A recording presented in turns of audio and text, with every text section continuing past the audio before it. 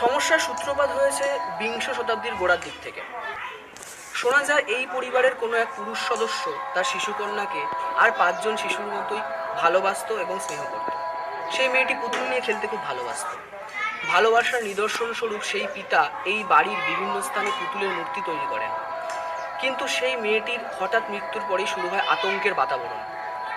শোনা যায় মেয়েটির মৃত্যুর পরেই নাকি তার অশরীরী আত্মা এই বাড়ির অন্দরমহলে বিচরণ করতে শুরু করে।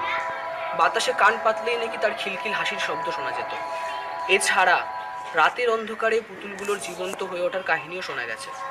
বাড়ির পেছনের অংশ অর্থাৎ রেল লাইনের দিক থেকে দেখলে কিছু পুতুলের মূর্তি বা ওই জাতীয় কিছু স্ট্রাকচার এখনও কিন্তু দেখা যায়।